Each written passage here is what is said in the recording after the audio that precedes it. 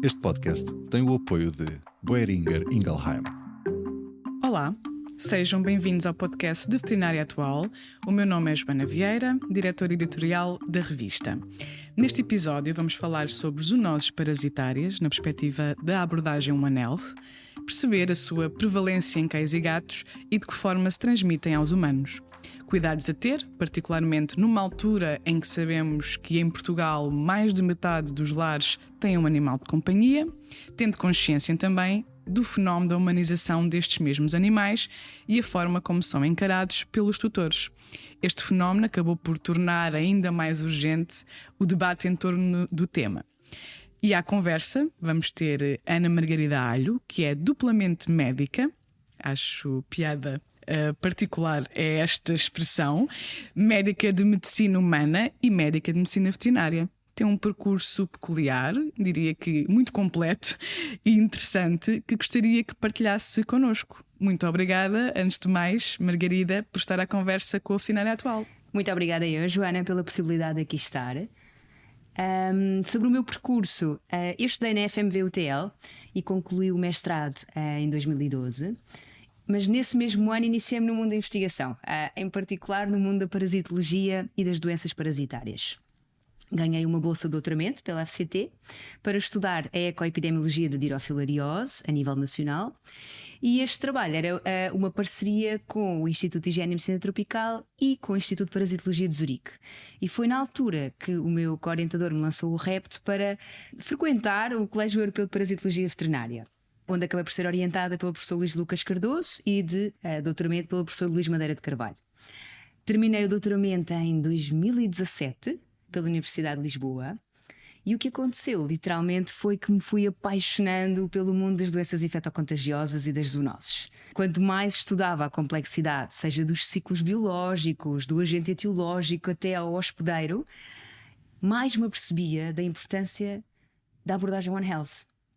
E foi exatamente esta visão integrada e holística que reconhece a interdependência entre a saúde animal, humana e ambiental, que fez com que me candidatasse ao mestrado integrado em Medicina na Nova Medical School, no Campo Santana. Entrei em 2012, terminei em 2019 e pronto, assim foi. Fui fazendo o meu doutoramento em paralelo com o curso de Medicina. Muitas vezes com a bata, com duas batas no carro. Exato, imagino. Uma para usar de manhã, outra para usar à tarde. Foram tempos complexos. Mais desafiantes, calculo. Posso dizer, até do ponto de vista pessoal. Mas foi sem dúvida este paralelismo que foi marcando, ou foi como quase um trigger, que marcou e delineou o meu percurso. Diria que para mim era claro como a água que eu queria tirar saúde pública. Isso para os meus colegas era alguma coisa assim fora da caixa, porque eles todos queriam especialidades médicas ou cirúrgicas, sempre relacionadas com a clínica, e achavam que aquilo era um pouco estranho.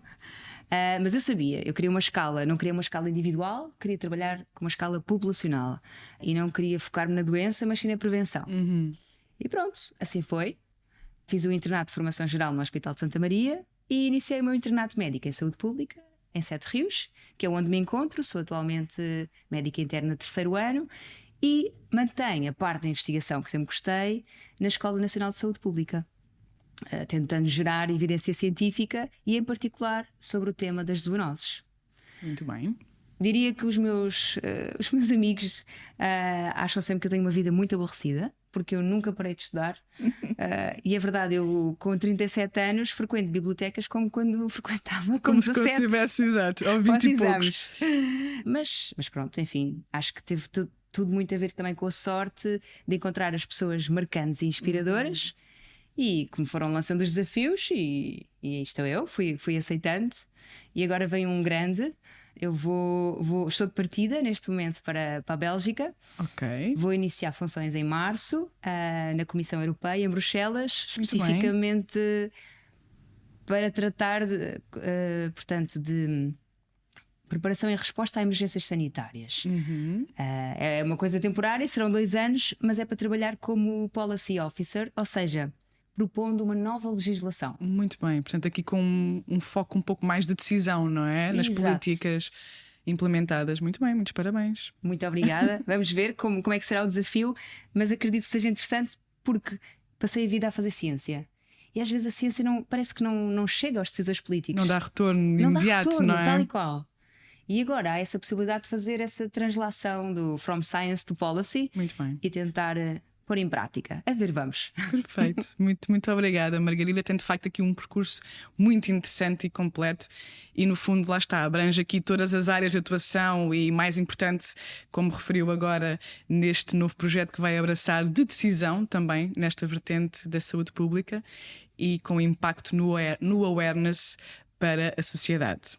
E vamos então começar e perceber de facto quais são as principais zoonoses parasitárias caninas e felinas. Bem, Joana, temos várias. Eu diria que se tivéssemos que escolher algumas que são as que têm maior importância, teríamos que falar da toxocara, ou toxocarose, da equinococose ou hidatidose, falaria também da toxoplasmose, muito importante, em particular para as grávidas, e sobre as doenças de transmissão vetorial, que sabemos que estão a crescer atualmente, face às alterações climáticas, em que registamos pulgas, carraças, moscas e mosquitos cada vez em latitudes maiores, Claro. mais elevadas, maiores altitudes. Eu aí destacaria a leishmaniose, a dirofilariose e depois doenças transmitidas por carraça, como a febre escaronodular e a borreliose de Lyme. E concretamente sobre a toxocarose, que sei que é um tema sobre o qual tem feito muita investigação. Como ocorre a contaminação e de que forma esta parasitose é transmitida ao ser humano? Vamos começar por esta questão da contaminação. Ok. Relativamente à transmissão da toxocarose ao homem, ela ocorre maioritariamente pela ingestão acidental de ovos embrionados no meio ambiente.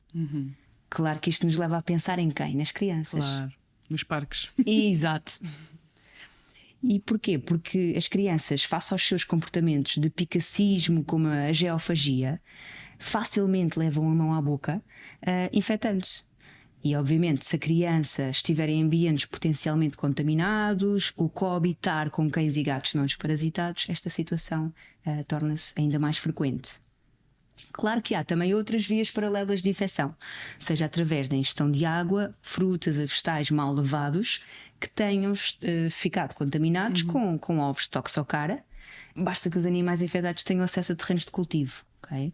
E pode também haver através da ingestão de carne mal cozinhada, mas são de facto situações menos frequentes, destacando-se a geofagia como a principal via de transmissão. Muito bem, e sabemos que essa infecção por toxocara no cão e no gato é geralmente benigna, digamos assim, mas no homem, que forma é que se manifesta? O que é que pode causar de facto? É isso mesmo. Nos animais, a doença geralmente é um quadro gastrointestinal, não é? Sabemos diarreia, distensão abdominal, vômito, por vezes atrasos de crescimento.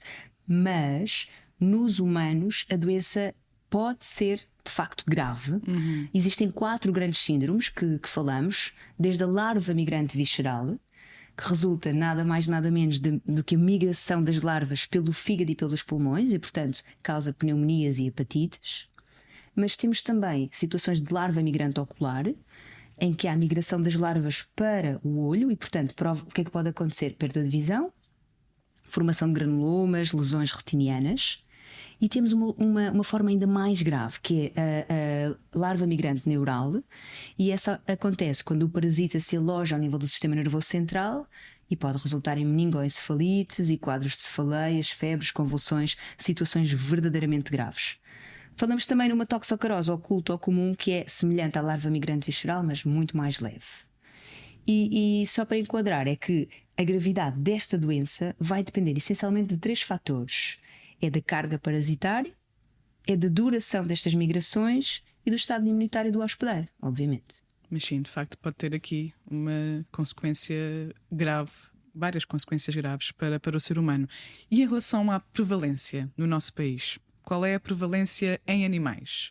Ok, a nível mundial sabemos que a toxocarose é uma das infecções parasitárias zoonóticas mais difundidas e é considerada uma das 5 doenças negligenciadas mais importantes pelo Centro for Disease Control. É muito prevalente e temos vários estudos efetuados em Portugal, tanto em cães de caça, cães de quinta, cães errantes. Também os carnívoros silvestres têm revelado elevadas prevalências desta infecção, e aqui falamos de quem? Do lobo ibérico e da raposa.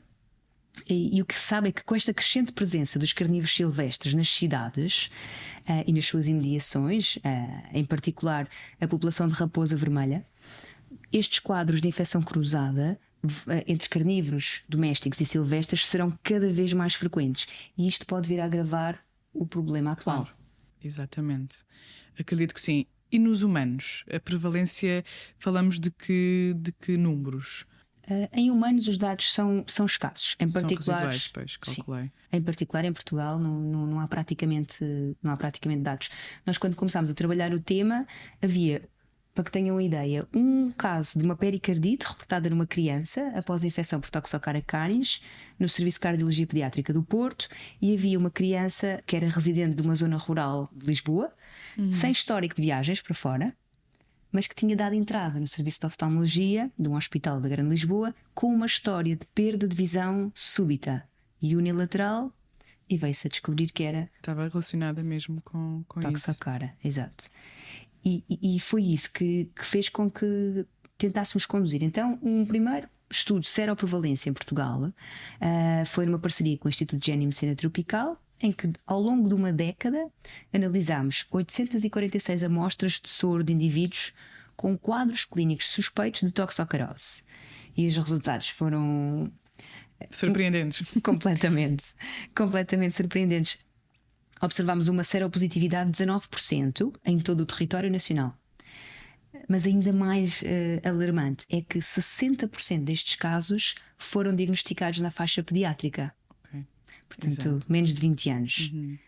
E na verdade nós até achamos que este número está subestimado por vários fatores. A maioria das infecções nos humanos é assintomática.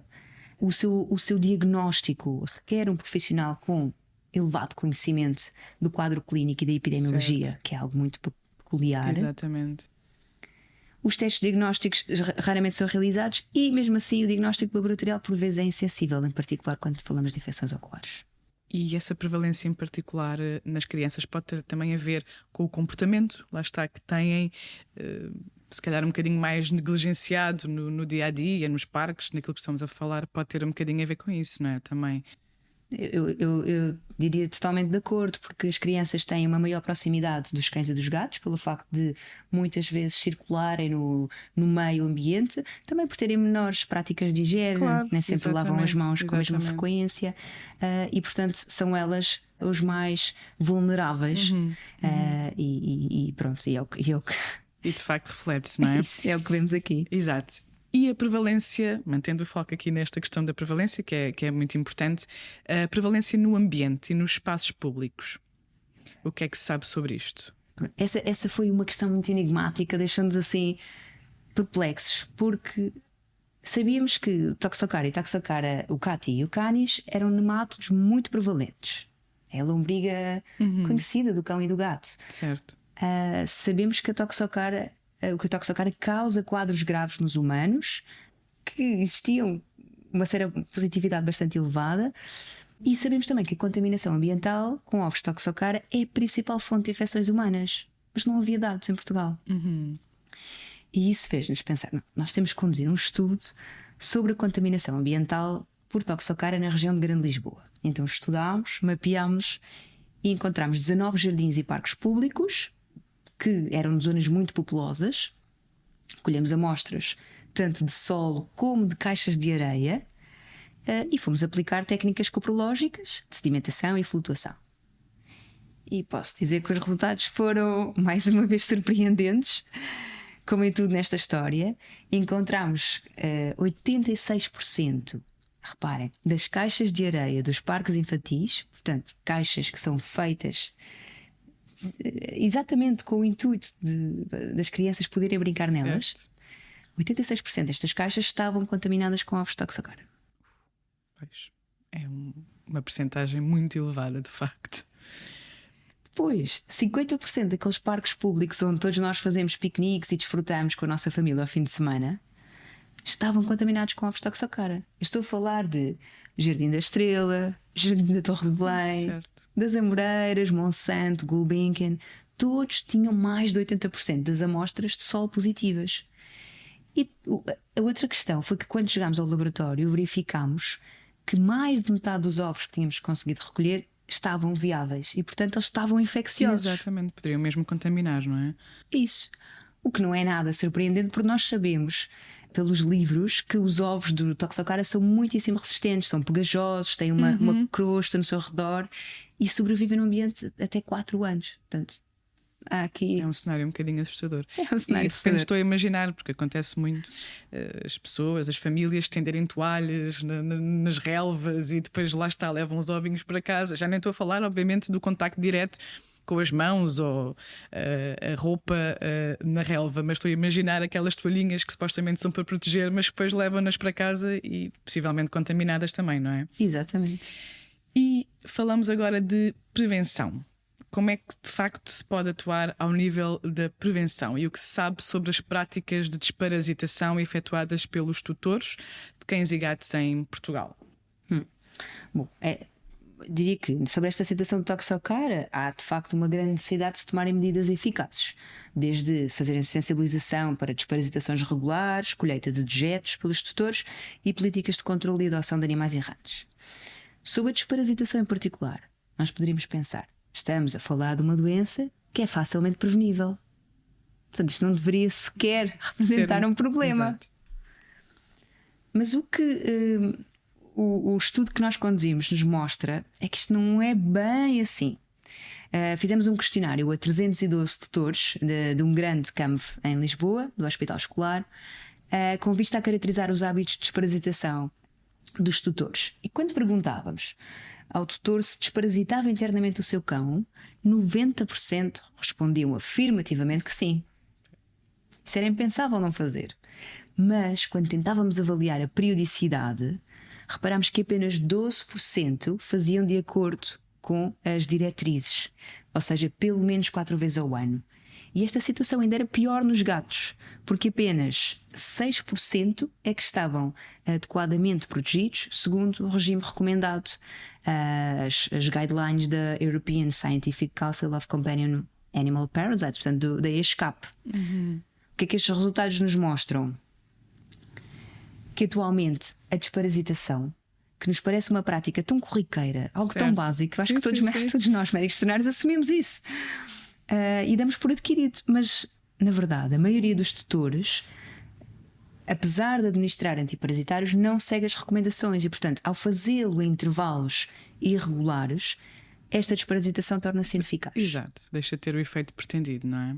Exato. E uma coisa também muito importante é que a maior parte dos médicos veterinários tende a prescrever desparasitação interna num modelo one size fits all, ou seja, descuram a análise de risco para cada cão ou gato. Claro, o contexto individual, neste caso de Exatamente. cada um. Ou seja, se vão à rua, se têm contacto com presas, se caçam, se ingerem carne crua, ou até como é que é o ambiente familiar. Convivem com crianças, com pessoas mais velhas. Claro, claro, sem dúvida que sim. E mantendo aqui o foco na questão do cuidado por parte dos tutores e da informação e do conhecimento que têm em relação a estas questões, sabemos que a abordagem preventiva obviamente deve ir também além da desparasitação, tentando procurar aqui uma abordagem mais One Health, e aqui entram, além das campanhas de sensibilização, alguns cuidados e, no fundo, deveres, digamos assim, que os tutores deveriam assumir, por exemplo, como uma tarefa básica de recolher os dejetos nas ruas e em parques. E sei que os dados a este nível revelam que apenas 37% dos tutores de cães, aliás, que 37% dos tutores de cães não recolhem os dejetos do seu cão em todos os espaços públicos. É isto, não é? É exatamente isso. E repare-se que este questionário foi feito cara a cara, portanto, era algo que nós já estaríamos à espera que houvesse um viés de desejabilidade social, de boas práticas. Mas ainda assim obtivemos esta elevada percentagem de 37%. Olha, e sabemos que este tipo de comportamento aumenta, obviamente, o risco de contaminação ambiental e, consequentemente, a propagação de parasitas como o Toxocara. Agora, tentamos ir um bocadinho mais longe e perguntar: mas por que razão é que não recolhe os dejetos do seu cão? Sim, sim, sim. Que é algo que é tão básico. E as respostas foram completamente surpreendentes, Porque 43% diziam-nos que as fezes eram biodegradáveis e podiam inclusivamente atuar como fertilizantes. Vocês reparem, se elas estiverem parasitadas, então isto é um boom de fertilização. 20% porque eram zonas descampadas. Tivemos 9% por preguiça, 6% por repulsa. E inclusivamente obtivemos as respostas mais estapafúrdias, como por motivos de masculinidade. Ui, ok. Estava à espera de todas as respostas, menos dessa, mas sim. Eu acho que isto nos mostra que temos aqui um longo caminho ainda a fazer no que respeita à educação para a saúde, porque falamos de parasitas gastrointestinais, cujo ciclo é exatamente perpetuado pela não desparasitação periódica e pela contaminação fecal-oral. E, portanto, os dejetos não recolhidos simplesmente vão dar continuidade a este ciclo. Vão proliferar. Ora, aí está. essa contaminação. Mas sim, ainda há aqui um grande trabalho pela frente. Por isso é que estamos aqui também com este diálogo e a falar sobre este tema. Desviando um bocadinho agora o foco dos tutores e da responsabilidade que assumem os tutores neste ciclo, como estava a referir, vamos falar aqui um bocadinho sobre o papel da medicina humana. E, no fundo, que papel pode assumir neste circuito? Porque fala-se muito de algum desconhecimento das zoonoses por parte da população, assim como da questão da abordagem One Health, mas estas práticas ainda estão um pouco disseminadas na medicina humana, certo? E como médica de medicina humana, poderá ter aqui uma perspectiva menos enviesada acerca deste assunto. Gostaria que se pronunciasse. Tenho alguma curiosidade em saber o que é que acha sobre isto. Eu, para isso, o que apresentaria era dados. Fizemos um questionário recente e o que verificámos foi que apenas 30% dos médicos internos de saúde pública referiram estar familiarizados com o conceito One Health. Ora, sabemos que se trata então desta abordagem transdisciplinar entre a saúde animal, humana e ambiental e que é fundamental para enfrentar os desafios complexos de saúde pública que se avizinham e que claramente transcendem as fronteiras entre espécies e ecossistemas. Só uma curiosidade, este estudo foi feito antes ou depois da pandemia? Este estudo foi feito depois ainda da mais pandemia. Grave. Ainda é um bocadinho mais grave. Ok, pode continuar. Exatamente. Excelente pergunta. E especialmente num mundo em que nós sabemos que 75% das doenças infecciosas emergentes são zoonoses e têm origem animal. Portanto, One Health é fundamental. Mas a questão é, quando lhes perguntamos então qual é a qualidade do ensino sobre o One Health, será suficiente ou não? E 86% destes médicos disseram-nos que era insuficiente esta temática ou ausente nos currículos médicos. E isto mostra uma grande discrepância entre aquilo que é a educação médica atual e as necessidades de saúde pública global. Repare-se que a inclusão efetiva do conceito One Health nos currículos médicos não apenas enriquece a compreensão sobre estas interações, mas também equipa a população médica com ferramentas necessárias para abordar, eu diria, de uma forma mais holística e eficaz todos os desafios de saúde do século XXI que se avizinham. E portanto, como esta abordagem advoga, não há elos principais nem visões antropocêntricas. O objetivo central aqui é claramente a saúde de todos. E como tal é necessário um esforço conjunto e colaborativo entre todos os intervenientes. Portanto, tanto o médico como o médico veterinário têm um papel fundamental, seja de sensibilização, de prevenção e controle. Muito bem, e é precisamente agora sobre o papel do veterinário que eu gostaria de que nos focássemos. De que forma, de facto, pronto, para já sabemos que em Portugal mais de metade dos lares tem um animal de companhia e também sabemos a crescente popularidade dos animais nos últimos tempos, e ainda bem, e esta questão toda do fenómeno da humanização que se criou e a forma como são encarados pelos tutores, que sabemos também que mudam bastante os hábitos, como partilhar a cama, o sofá e até as lambidelas, as famosas lambidelas, tornam este diálogo das zoonoses ainda mais urgente. E gostaria que dessa sua perspectiva em relação aqui ao papel dos médicos veterinários, lá está, nesta consciencialização, não sei, levantar esta bandeira. Eu aí a bandeira que levantaria seria muito de o que é que os tutores sabem, porque grande parte do conhecimento dos tutores é veiculado pela Sem população dúvida. e pela classe médico-veterinária. E nos questionários que efetuámos, reparámos que 85% dos entrevistados, portanto, dos tutores de cão e gato, nunca tinham ouvido falar de zoonoses. E, adicionalmente, 1/3 não era capaz de referir qualquer exemplo de uma fonte de infecção parasitária. Ora, isto demonstra uma lacuna de literacia em saúde, que é importante para a saúde pública. E porquê? Se calhar perguntam os ouvintes. Ora, ao nível da prevenção e controle, se nós tivermos tutores mais informados, eles têm uma maior probabilidade de adotar práticas que minimizam o risco de transmissão, não é?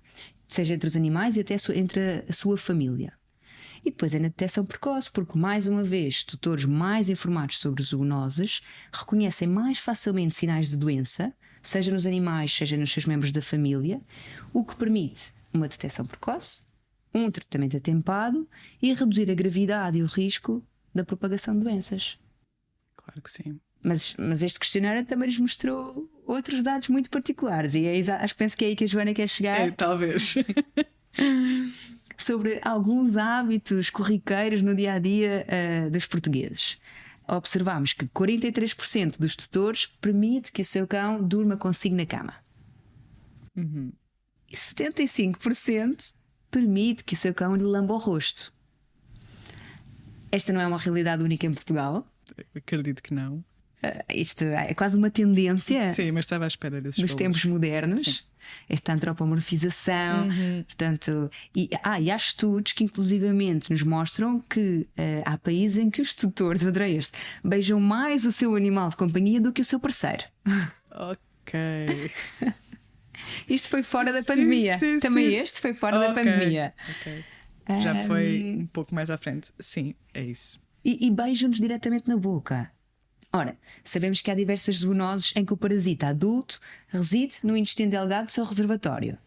E, portanto, os ovos são excretados para o meio ambiente, não é? Através do quê? Das fezes dos animais de companhia. E já falámos de alguns, toxocara, equinococos, entre muitos outros.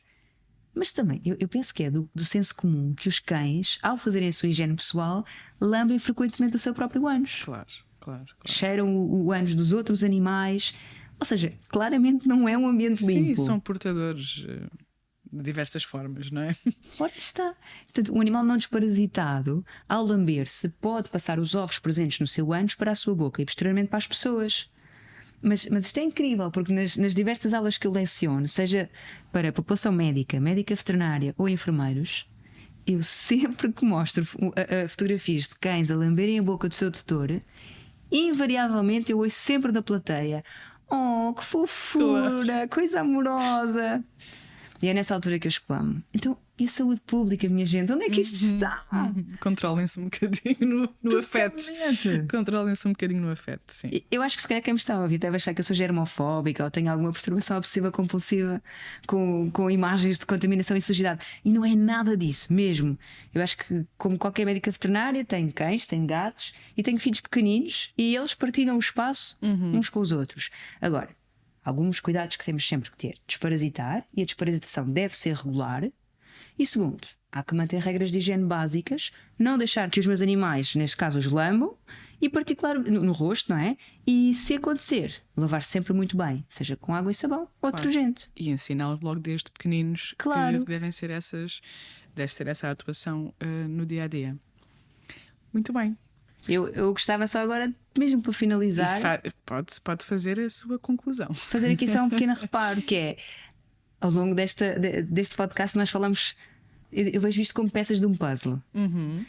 E gostava honestamente que pudessem guardar estes números, qualquer médico veterinário, para as vossas consultas e mesmo para sensibilizar aqueles tutores que às vezes são mais difíceis e são relutantes e que todos nós encontramos. Mas estes dados refletem a realidade portuguesa. Apenas 12% dos cães e 6% dos gatos é que estão adequadamente desparasitados. Apesar de toxocara ser dos parasitas mais frequentes no cão e no gato, 37% dos tutores não recolhem os dejetos do seu cão em todos os espaços públicos. 86% das caixas de areia dos parques infantis e 50% dos jardins da cidade de Lisboa estão contaminados com ovos de toxocara. Temos uma elevada prevalência ou seroprevalência ao nível humano, em particular nas crianças.